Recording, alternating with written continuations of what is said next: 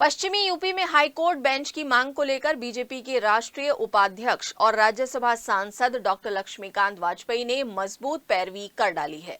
उन्होंने राज्यसभा के शून्यकाल में पश्चिमी यूपी में हाईकोर्ट बेंच की मांग का मुद्दा उठाकर वकीलों के आंदोलन को और मजबूती दी। राज्यसभा सांसद डॉक्टर लक्ष्मीकांत वाजपेयी का कहना है कि लंबित मामलों के आधार पर हाईकोर्ट बेंच की मांग न्याय संगत है। 50 साल से इसको लेकर अधिवक्ता आंदोलन कर रहे हैं। तत्कालीन विधि मंत्री हंसराज ने भी पश्चिमी यूपी में हाईकोर्ट बेंच की मांग का समर्थन किया था। राज्यसभा सांसद डॉक्टर लक्ष्मीकांत वाजपेयी ने यह भी कहा कि प्रयागराज 61 और लखनऊ बेंच में 18 जिले आते हैं, जो नाइंसाफी है। उन्होंने आरोप लगाया कि सब कुछ प्रयागराज के दबाव में हो रहा है और वो पश्चिमी यूपी में हाईकोर्ट बेंच लेकर रहेंगे। उत्तर प्रदेश में हाईकोर्ट बेंच की मांग पश्चिमी उत्तर प्रदेश के लिए 50 साल से भी अधिक समय की पुरानी है। आबादी, क्षेत्रफल और लंबित मुकदमों की संख्या को देखते हुए यह न्याय संगत मांग है। 1986 में लोकसभा में माननीय अटल जी ने नेता प्रतिपक्ष के नाते भी इस मांग का समर्थन किया था और उसके बाद डॉक्टर संपूर्णानंद जी, नारायण दत्त तिवारी जी, श्रीमान राम नरेश यादव जी, बाबू बनारसी दास जी और सुश्री मायावती जी ने भी सदन में और राज्य सरकार की तरफ से सहमति पत्र दिया है।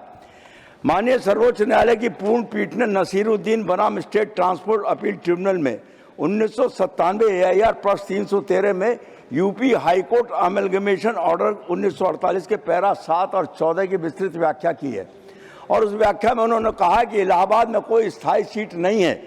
इलाहाबाद लखनऊ की सीट परिवर्तित की जा सकती है। 18वें विधि आयोग ने तो माननीय सर्वोच्च न्यायालय की देश में 4 पीठ स्थापना करने की संस्तुति भी की है। इलाहाबाद में भी जजों के 160 पद स्वीकृत, 70 कुल कार्यरत हैं। लंबित मुकदमों की संख्या देखते हुए 200 पद स्वीकृत होने चाहिए।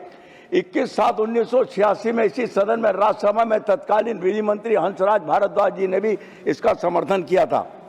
विशेष बात यह है कि 15/4/2023 को माननीय सर्वोच्च न्यायालय में मुख्य न्यायाधीश की पीठ ने निर्णय किया था कि ई फाइलिंग सेंटर और हाइब्रिड सिस्टम से सुनवाई आज से 15 दिन के बाद की जाएगी। उसके बाद इलाहाबाद हाईकोर्ट ने आदेश तो जारी किया। देश के अन्य सभी जनपदों में ई फाइलिंग सेंटर स्थापित हो गए और 3 महीने के बाद दोबारा आदेश जारी करके उन्होंने ई फाइलिंग सेंटर की अपने पुराने आदेश को कैप्टन अबायंस रख दिया। भारत सरकार का भी निर्णय है कि देश के सभी जनपदों में 444 ई फाइलिंग सेंटर बनाए जाएंगे और उसके लिए 744 करोड़ रुपए की व्यवस्था भारत सरकार ने बजट में की थी।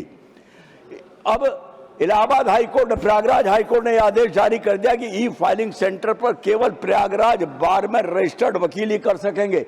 तब फिर भारत सरकार का निर्णय ई फाइलिंग सेंटर का 15/4/2023 को सर्वोच्च न्यायालय के मुख्य न्यायाधीश का निर्णय कोर्ट रूम में और उसको प्रशासनिक आदेश से इलाहाबाद हाईकोर्ट ने कैप्टन अबायंस रखने का काम किया है। मेरा इस संबंध में विरोध है।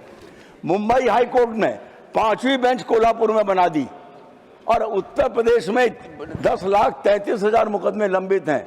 लंबित मुकदमों को देखते हुए भी उत्तर प्रदेश में अब 4 बेंच की आवश्यकता है। मेरठ, आगरा, गोरखपुर और काशी और इन क्षेत्रों का पुनर्निर्धारण हो। मेरा एक और निवेदन है, एक्ट में प्रावधान है, हमारा 682 किलोमीटर इलाहाबाद है, 450 किलोमीटर इलाहाबाद लखनऊ है। जब तक हमारी इलाहाबाद बेंच का परिवर्तन करके मेरठ, आगरा, लखनऊ और बनारस में बेंच मिले